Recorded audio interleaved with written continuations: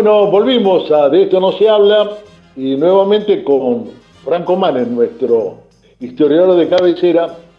Vamos a seguir charlando sobre la guerra del Paraguay, la última parte, ¿no?, que nos faltaba desde el jueves pasado. ¿Cómo va, Franco? ¿Todo bien? Muy bien, Rubén, con deseos de redondear un poco más lo que hablábamos el programa anterior Ajá. y circunscribirnos específicamente a el accionar de Mitre y todo lo que significa esa etapa para la historia nacional. Dos aspectos importantes. Algunos historiadores consideran a la Guerra del Paraguay como 5 años de guerra civil. Digo esto para Civil, que después perdón, civil, de guerra civil, sí.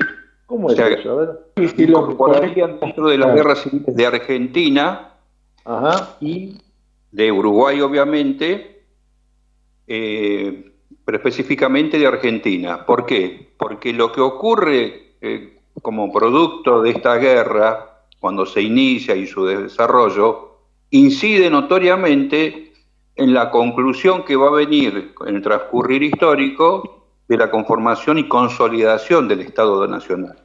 Porque Ajá. hasta este momento todavía estamos con la Confederación Argentina fragmentada, con los poderes locales y con la unidad política recién endeble después de la batalla de Pavón. Entonces, León Pommer es uno de los autores que plantea esto. Hay varios autores que plantean este esquema también. Porque la guerra del Paraguay sigue dando que hablar en cuanto a las interpretaciones, inclusive como las que la otra vez tuvimos nosotros, ¿no? El por qué todos fueron contra Paraguay. Bueno, son preguntas que ameritan indagaciones y proponernos algunas respuestas. Yendo puntualmente a lo de Mitre, ¿por qué hago hincapié en el tema de Mitre? Porque Mitre fue el comandante militar y la derrota de Curupaytí, donde murieron 10.000 soldados, 8.000 fueron argentinos. Y de esos 8.000, creo que había comentado yo que cuando él había hablado desde su casa, arengado a todos sus partidarios liberales de que en 3 meses iban a estar en Asunción y ya se ganaba la guerra, hubo una gran movilización en la sociedad porteña. Inclusive los que eran estudiantes del Colegio Nacional se plegaron, y exalumnos se plegaron a la guerra. Menciono esto porque los que aparecen en la historia de haber participado en ese enfrentamiento, integrando la Guardia Nacional, después de la batalla de Curupaytí, muchos son licenciados y regresan y producen, digamos, una acción muy contestataria en Buenos Aires. Entre ellos estaba Carlos Pellegrini y Leandro Alem, que estuvieron en el campo de batalla. Ah, mira. Sí, y desde la intelectualidad, por ejemplo, se combatió mucho a la guerra, y Carlos Guido Riespano y Ricardo Navarro Viola, que fueron dos intelectuales muy críticos en el momento, que les valió, ellos tenían un diario, que les valió estar en prisión, porque por las críticas que le hacían, como que no se entendía esto de por qué contra Paraguay. Ajá. Bueno, es famoso el poema Nenia que hizo Carlos Guido Hispano, que está en internet, en muchos lados, recitado, acompañado con arpa, es espectacular, porque usando, digamos, una mezcla de español y de guaraní, más que nada, cuando digo guaraní es porque hace referencias a pájaros, a árboles, a situaciones. Es muy conmovedor y toma uno dimensión a través de un contemporáneo, un intelectual de lo que fue. También Alberdi sabemos que fue muy crítico de todo esto, ¿no? Con el famoso libro El crimen de la guerra. ¿Y a qué iba con esto? A que la figura de Mitre que empieza a languidecer dentro del espectro nacional, al punto que cuando se plantea el cambio de gobierno, ya que termina su mandato en el 68, su figura está muy decaída y él tiene que proponer a otra persona, y al que va a proponer es a Sarmiento, ¿no? También. Bien. Bueno, Y es el que va a continuar. claro, claro. Es coherente todo. ¿Cómo? Es coherencia. Exacto, porque es parte del proyecto al cual voy a ir ahora. Lo que, estudiando algunos politólogos, uno, cruzándolo con la historia, vemos que se constituye prácticamente la nación argentina en ese momento de esa manera, por las circunstancias históricas que estamos hablando, porque comienza realmente la fundación del Estado Nacional como tal, porque ya se asienta sobre una base jurídica que es la Constitución, que se había originado en el 53, que acepta la reforma del 60, pero que ya empieza a tener réditos de su política de constituir atributos de estatidad. Que, por ejemplo, el primero que se considera en la ciencia política, se toma siempre a Max Weber, que es la preeminencia, el dominio de la dominación territorial que tiene que tener un Estado.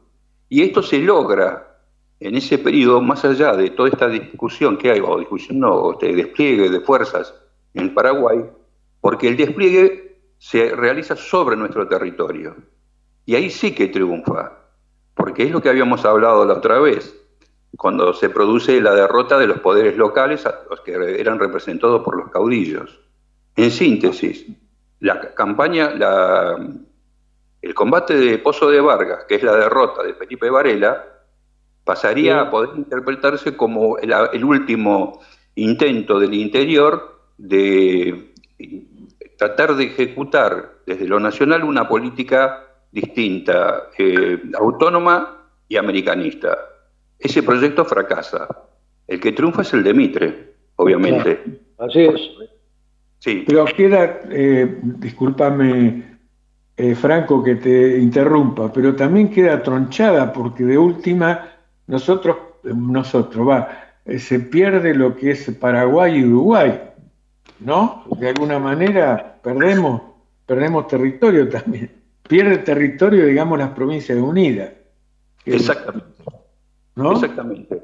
Esta decisión de constituir un Estado-nación desde una perspectiva política determinada, que es un presidencialismo acentuado, es lo que hace que ya se había perdido lo que sería el Alto Perú, se perdió Paraguay, la banda oriental, o sea, todo lo que eran las provincias unidas se va como disgregando, con lo que en realidad vendría a ser el ex virreinato, todo lo que se pierde. Claro.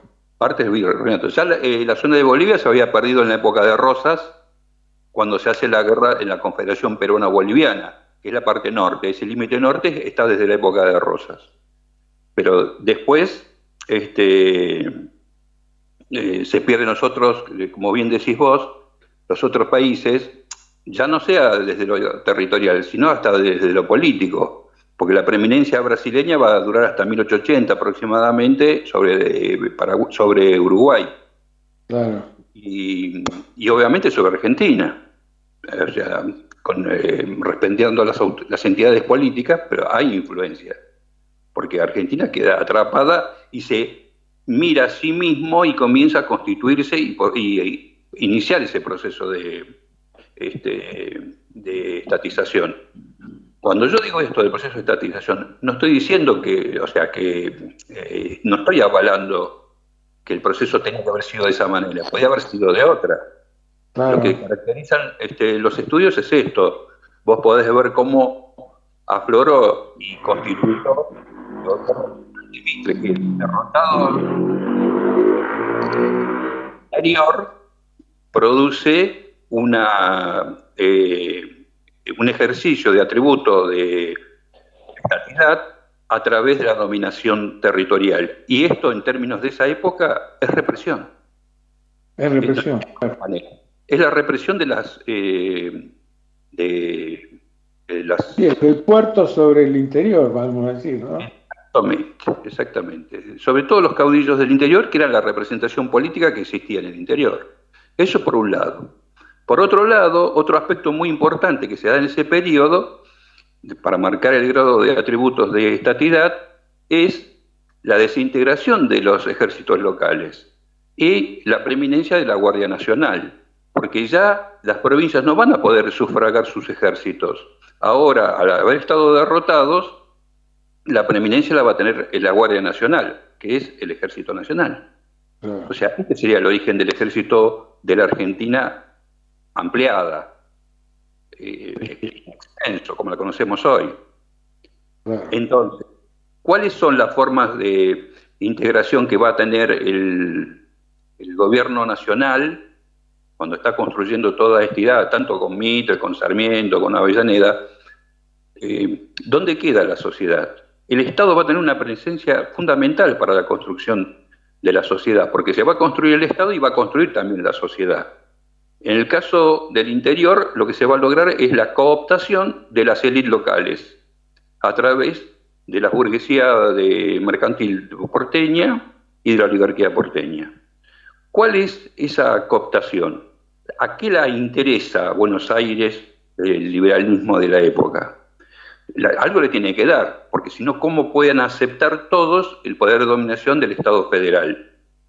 Lo que le entrega el Estado federal a las oligarquías del interior es la posibilidad de vincularse económicamente con el Reino Unido, que es el que necesita las materias primas. Sí. O sea, hay una negociación palmaria entre las oligarquías locales con sus producciones, la porteña, para el mercado internacional. En definitiva, lo que le aporta Argentina, la nación argentina, al sistema económico mundial es su mercado interno, con los productos que sabemos que tiene, agropecuarios, luego van a ser los productos más elaborados, como la carne, el frigorífico, las lanas, que cumplen un papel muy importante. Bueno, es una manera de constituir y consolidar el Estado Nacional. Esto es clave, porque de esa manera se va a empezar a dinamizar la economía capitalista en el interior y a su vez necesitamos más gente, dicen ellos. Hay que fomentar la inmigración, que ese es otro atributo de estatidad, porque es el Estado el que hace la promoción para la integración de nuevas comunidades que vengan del exterior a trabajar en la nación argentina en este momento. Ese sería otro de los atributos. Y lo más importante, no sé, lo más importante, es otro aspecto, pero es muy importante, es la construcción ideológica del Estado Nacional. Eso es una actividad que va a producir lo que sería una expropiación intelectual de otras entidades, de otras instituciones, porque el Estado tiene otra propuesta. El Estado va a bregar para que la educación sea estatal, para uniformar a todas esas comunidades que van a venir.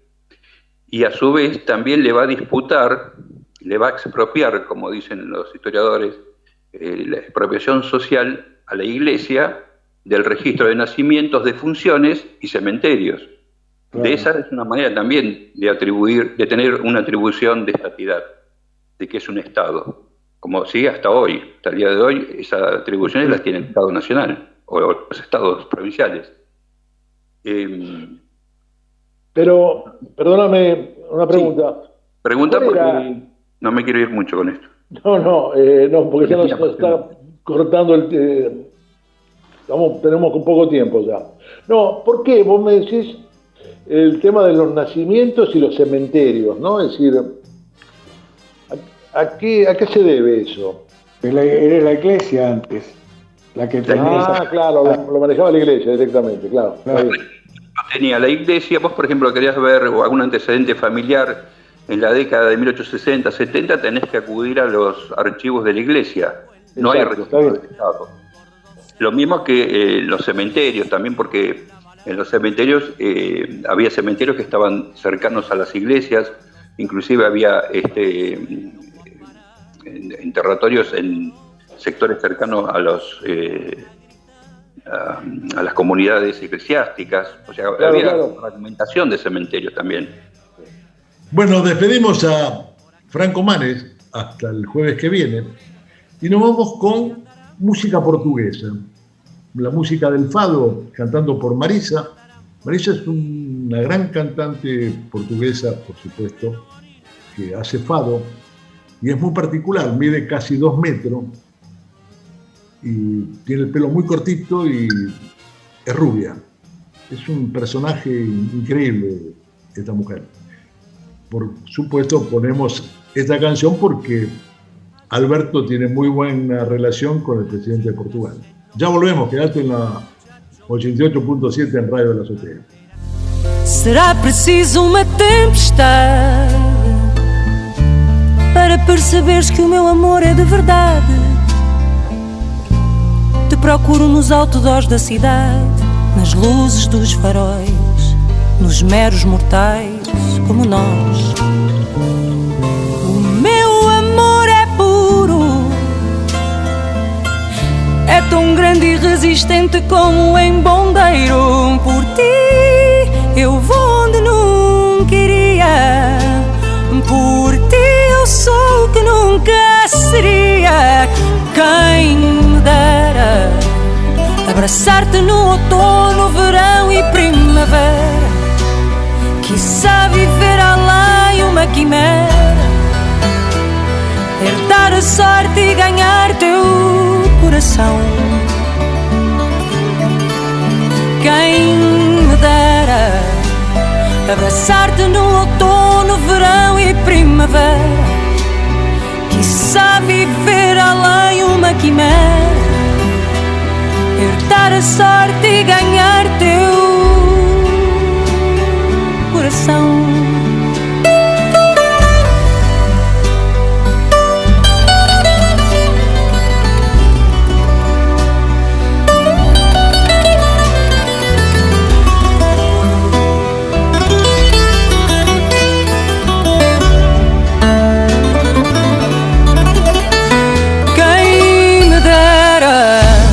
Abraçar-te no outono, verão e primavera, quiçá viver além uma quimera, herdar a sorte e ganhar teu coração.